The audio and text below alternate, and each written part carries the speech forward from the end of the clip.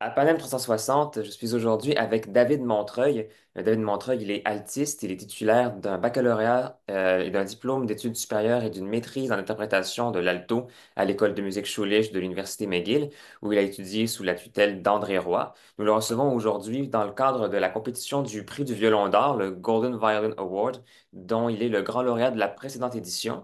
Donc, les deux épreuves finales de l'édition de cette année de 2024 se tiendront le 11 et 13 décembre à la Saltana Hall de l'Université McGill. Donc, bonjour David Montreuil.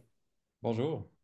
Donc, pour les gens qui ne vous connaîtraient pas, parlez-nous un peu de votre parcours. Qu'est-ce qui vous a amené dans l'univers de la musique et à choisir ce parcours instrumental à l'alto? Oui, donc ben, j'ai commencé en fait, j'ai commencé au violon OK? quand j'étais jeune, là, quand j'avais à peu près 8 ans. Puis je sais pas exactement d'où est-ce que, comme mon intérêt, d'où est-ce que ça a commencé.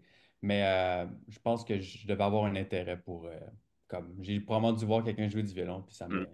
ça a piqué mon intérêt, là, comme n'importe quel enfant.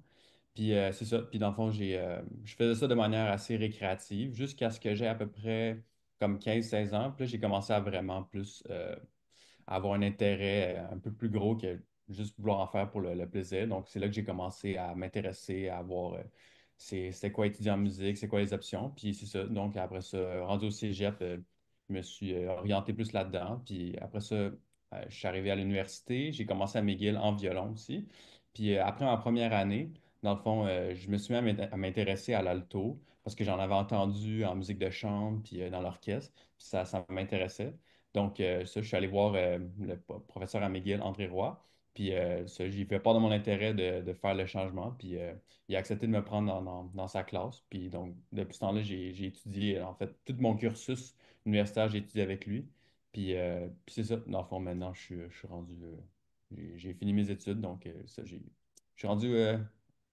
Je travaille comme altiste. Puis, je suis très heureux là-dedans. Excellent. Est-ce que c'est un passage qui est entre guillemets, difficile de passer du violon à l'alto? Ou est-ce qu'il n'y a pas vraiment de grands changements au niveau de comment on traite l'instrument et de comment on traite le doigté de l'instrument puis les positions de l'instrument? Non, ben en fait, c'est sûr, il y a plusieurs similarités, là, donc c'est pas un Mhm. changement qui est aussi drastique, mettons, passer du violon à la contrebasse, mettons, là. Donc, l'instrument se tient similairement de la même manière, mais il y a quand même des différences assez grandes pour qu'on doive quand même tout repenser et réapprendre la technique. Donc, la main gauche, c'est sûr que c'est un peu plus gros, donc il faut s'habituer, puis comme un peu refaire notre setup de main gauche. Puis aussi l'archet. La technique d'archet est très différente en fait de celle du violon. Ça n'a pas de l'air parce que comme visuellement, c'est un peu la même affaire, mais la technique d'archet de l'alto est comme beaucoup plus proche en fait de la technique d'archet du violoncelle que celle du violon. Donc, ça a été pas mal, je dirais ça, l'aspect le plus il a été le plus demandé le plus de travail, c'est vraiment réapprendre à étudier l'archet. Puis c'est sûr que comme tu sais, la manière de produire le son est aussi un peu différente. Là, il y a plusieurs subtilités, mais je vous dirais que comme il y a quand même plusieurs aussi similarités, là. Donc quand on fait le switch du violon à l'alto, on part pas de zéro, là. Il y a plusieurs notions qui sont les mêmes. Donc, Oui, oui, effectivement. Donc, nous sommes à quelques jours des épreuves de demi-finale et de finale pour le prix du violon d'or, je le mentionnais. Vous étiez vous-même à pareil endroit il y a un an. Qu'est-ce qui se passe actuellement dans l'esprit des demi-finalistes qui vont concourir, qui vont défiler sur la scène de Tana Hall? C'est quoi qui les habite actuellement? Où ils en sont dans leur préparation? À quoi ils doivent s'attendre un peu finalement? oui, ben, dans le fond, c'est sûr que, comme tout le monde qui fait une compétition, je pense que il y a un élément de stress assez grand, là, donc c'est vraiment stressant se préparer, puis tu sais, ça reste que c'est pas comme juste un concert, là, c'est une compétition, donc on compétitionne contre d'autres personnes, donc c'est sûr qu'il y a cet aspect-là qui est un peu plus stressant, mais je dirais que comme il y a aussi, comme moi en tout cas, selon mon expérience personnelle, moi j'étais très excité de juste pouvoir avoir l'opportunité de jouer devant mes collègues, devant mes profs, puis à l'école. Je trouvais que j'étais juste vraiment heureux d'être là. Puis, parce qu'en fait, aussi, j'avais comme, ça faisait longtemps que j'étais à McGill, donc j'avais toujours eu conscience que cette compétition-là existait, puis j'étais allé voir dans mes premières années la compétition, donc c'était vraiment comme un peu un rêve là, pour moi de pouvoir jouer là dans cette compétition-là. Puis, mais c'est sûr que quelques jours avant, comme ça, là, comme on est aujourd'hui, c'est dans quoi, une semaine la compétition, un peu Mhm. moins. Mais c'est sûr que là, à ce moment-là, probablement quand on se prépare, on est rendu à l'étape où est-ce qu'on fait juste se préparer mentalement pour la compétition, jouer notre programme le plus de fois possible, puis essayer aussi de comme. C'est ça, c'est vraiment à ce moment-ci, presque la compétition, c'est surtout une préparation qui est mentale, comme gérer le stress, visualiser. Chacun a sa recette, mais c'est ça. Donc, c'est un mélange de stress, mais aussi de comme d'être excité de pouvoir performer. Ouais. Est-ce qu'il y a des pièges dans lesquels il faut éviter de tomber quand on est à ce point proche de la compétition finalement? Est-ce que il faut bien arriver à bien doser, j'imagine, la dose de pratique qu'on doit donner proche de la finale, mais pas trop se brûler en même temps, mais en même temps, il faut toujours qu'on arrive à se maintenir en forme au niveau de la technique. Donc, c'est quoi la balance à trouver à ce stade-ci?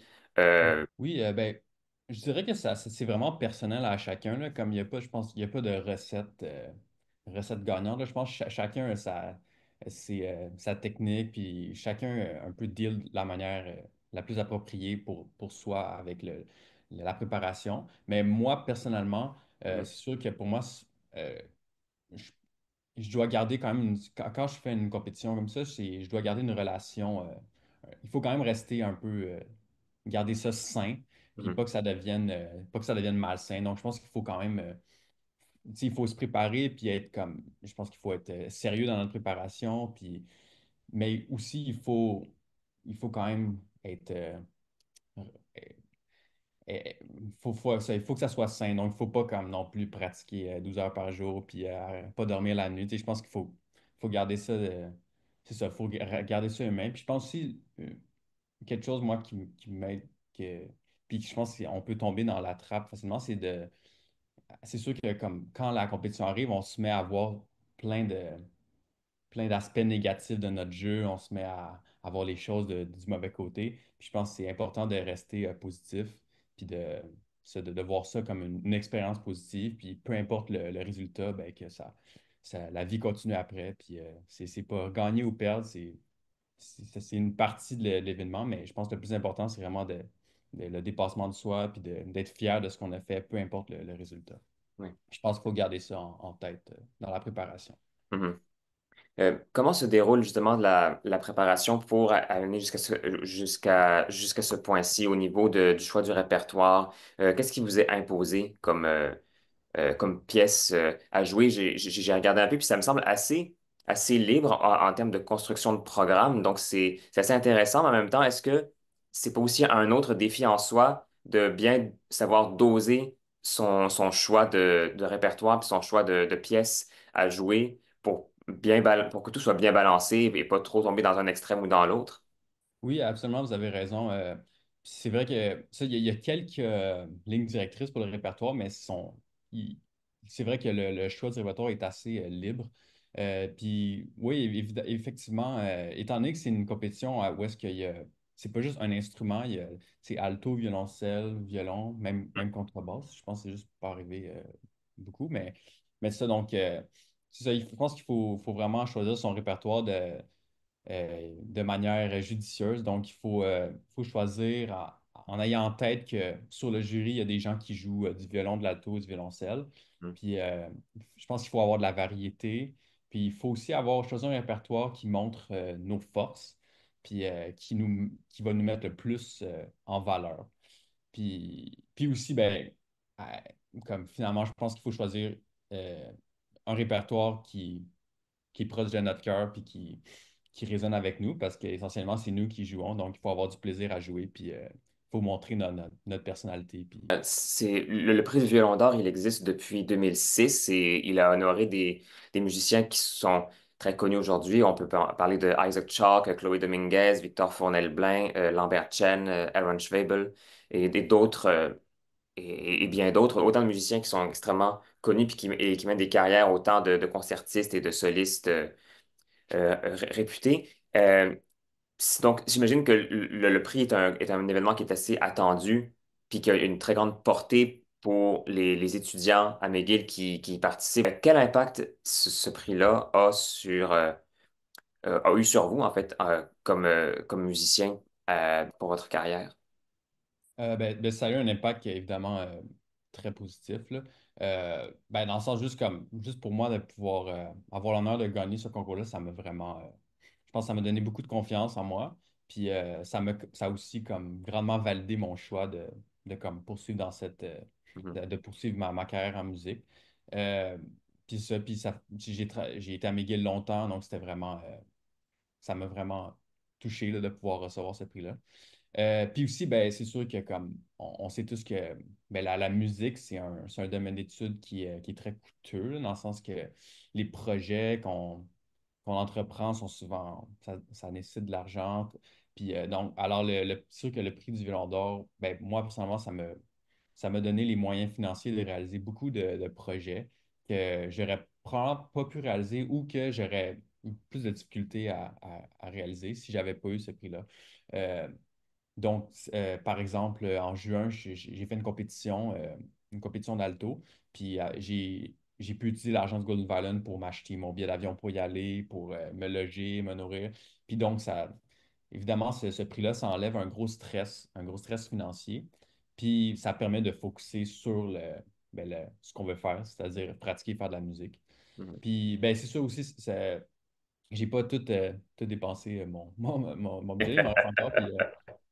Puis ça, en ce moment, maintenant que je suis plus à l'école, puis que je suis rendu dans le vrai monde, en guillemets, là, mon objectif, c'est de faire des auditions d'orchestre. Donc, j'aimerais ça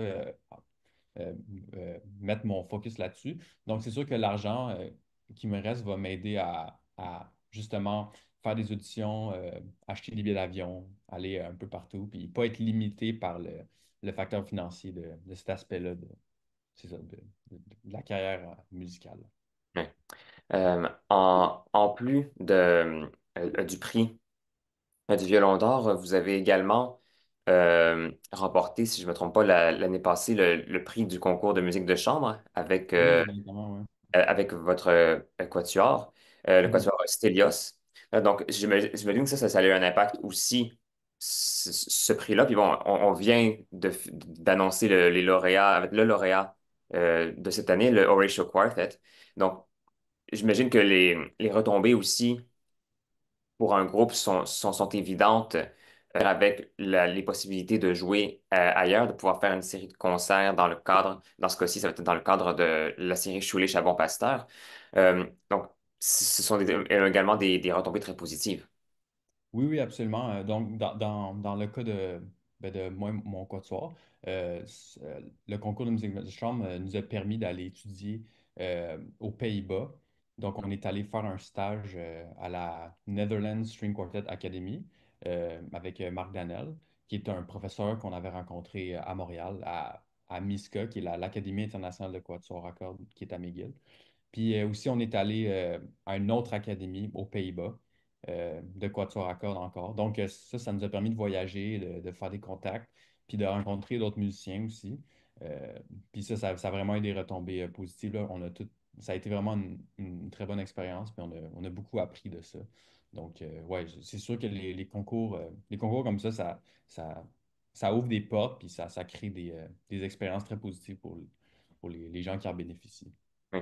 Puis, c'est toujours dans un aspect de compétition, oui, mais dans une certaine collégialité, c'est ça que vous mentionniez aussi, parce que oui, c'est un concours, mais quand même, ce sont des collègues de travail aussi. Donc, euh, est-ce, est-ce que c'est facile de garder un peu la tête, comment dirais-je, de garder la tête froide dans toutes les relations qu'on a quand on est soit en tant que soliste et qu'on compétitionne avec des collègues et quand on est en groupe et qu'on essaie de trouver son énergie ensemble. Euh, Est-ce que c'est des moments qui sont faciles ou qui demandent une certaine abnégation? C'est sûr que je dirais que ça dépend vraiment de chaque personne. Donc, je pense que c'est à chaque personne de décider si comment qu'ils voient Mm. comment qu'ils voient cet événement-là.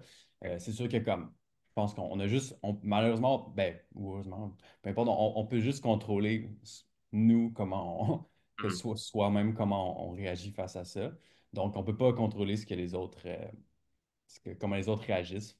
Euh, mais c'est sûr que je pense que oui, c'est pas nécessairement facile là, de garder la tête froide puis d'être super objectif parce que ça reste que c'est vrai que c'est une compétition, puis que en plus c'est une compétition de musique, donc c'est vraiment pas comme un domaine qui est objectif. C'est pas comme le 100 mètres, tu sais, qui arrive en premier, c'est c'est la personne qui arrive en premier. Tu sais, il n'y a pas de discussion là-dessus. Là, c'est quand même un jury qui se base sur des critères très subjectifs.